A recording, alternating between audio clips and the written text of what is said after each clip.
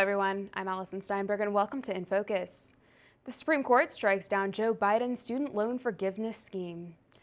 Today's 6-3 ruling states that federal law does not give the Department of Education the right to forgive student debt. Borrowers will now have to restart their loan payments as soon as September. In writing the majority opinion, Chief Justice John Roberts actually quoted former Speaker of the House Nancy Pelosi, who said Biden doesn't have the power to cancel student debt. Here's the thing. People think that the President of the United States, is this more on the subject and you ever want to know? Well, you'll let me know. People think that the President of the United States has the power for debt forgiveness. He does not. He can postpone, he can delay, but he does not have that power. That has to be an act of Congress. In another major ruling, the Supreme Court also rejected affirmative action when it comes to universities using race in the admissions process.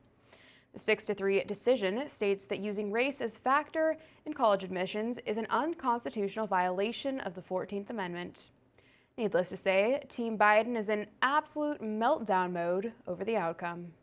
Many people wrongly believe that affirmative action allows unqualified students to be admitted ahead of qualified students. This is not how college admissions work. Rather, colleges set out standards for admission, and every student has to meet those standards.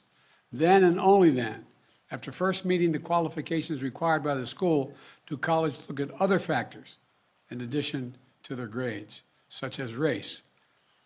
The way it works in practice is this. Colleges first establish a qualified pool of candidates based on meeting certain grade, test scores, and other criteria.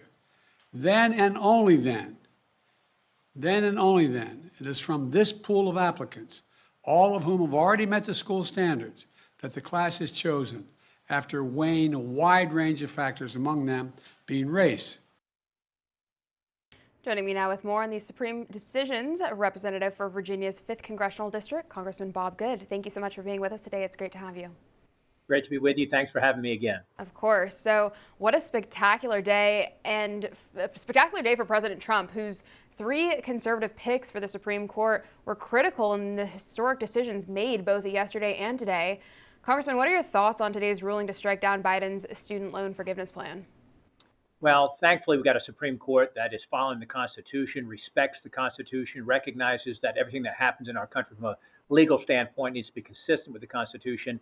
And the student loan transfer scheme, the president himself even said a year ago he didn't have the authority to do it. Of course, that doesn't stop him from taking action that he knows is unconstitutional. As you noted in your opening, Nancy Pelosi said he didn't have the authority to do it. Even as his Secretary of Education, Cardona said he didn't have the authority to do it, but he did it anyway.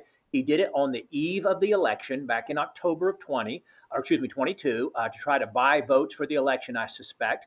And knowing that he'd get away with it for a few months before the Supreme Court had the opportunity. I sponsored a bill that passed the House and the Senate on a bipartisan basis, overturning the student loan transfer scheme. Unfortunately, he vetoed it, but thankfully the Supreme Court did what only they could do, which is declare it unconstitutional. We shouldn't be making regular Americans, working class Americans, pay for the student loans for other people. And it's bad moral policy. His plan, of course, was going to transfer student loan balances to other taxpayers for people making up to $250,000 a year for a family or an individual of 125. It was going to benefit the elites who make up the Democrat Party today. And thankfully to the Supreme Court and President Trump and Mitch McConnell for getting those justices appointed and confirmed to the Senate so they could rule as they did today. Yeah, thank God for that. It is completely unconstitutional and unfair, as you said, to all of the good, hardworking Americans that actually paid back their loans or didn't even go to school. If Democrats truly wanted to forgive student loans, shouldn't they have been the ones to put forward the legislation for this back when they controlled all 3 branches of government? I mean, instead they waited until Republicans took the House to have an unconstitutional executive order signed. Right? That's exactly right. Instead of working through the lawmaking process, the legislative process as the people's representatives, which is our constitutional responsibility to do, they try to circumvent that with the president taking executive action as if he's a king, trying to issue by decree, trying to spend money he doesn't have authority to spend. And as I noted again, that our student loan transfer scheme overturned bill, the Congressional Review Act that I sponsored, passed on a bipartisan basis through the House and the Senate. So the Democrats didn't have the vote to do it. So thankfully, the Supreme Court's not letting the president do it unilaterally. Yes, absolutely. And I love that they cited a Nancy Pelosi in the ruling today. I thought that was fantastic. How do you think the left is feeling about all of this? I mean, we know how they react when things don't go their way. Do you think we'll see some peaceful protests after all of this? Well, history would suggest we might not. We know how the Democrats react. They're tolerant of everything except for a disagreement with their leftist agenda here. But, we've got folks across the country who would just as soon not have to pay their mortgage loans. They'd like somebody else to have to pay for that. Obviously, their car loans, their credit card loans. So for us to pick and choose winners and losers and to have other people pay for someone else's loans is obviously immoral. And as you said, folks who worked their way through schools, folks who chose not to go to college, or folks who paid off their student loans shouldn't be saddled with student loan debt for the wealthiest of Americans. So kudos to the Supreme Court for having the courage to do the right thing on this decision and a couple of other decisions we've had in the last couple of days. Absolutely.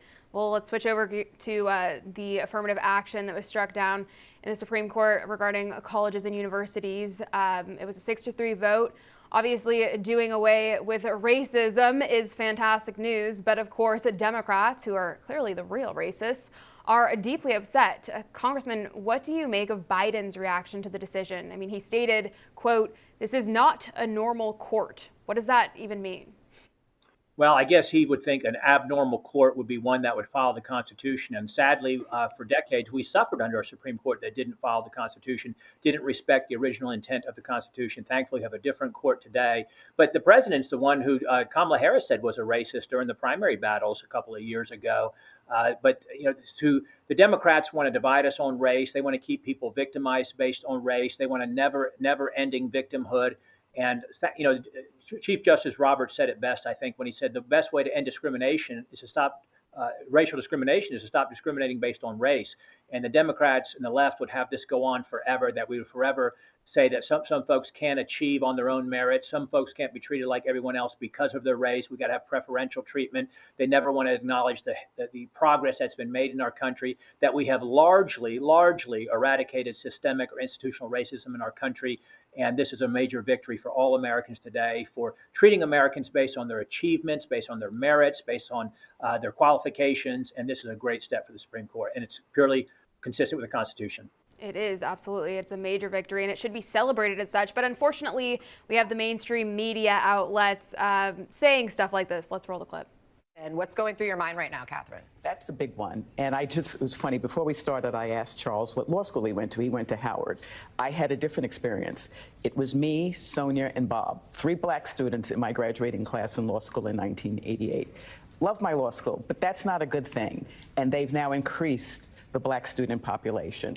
And if this decision comes out a way that it shouldn't, depending on your political beliefs, then you were going to go back to a 3-person black person class in the class of 200. And that's just not a good thing.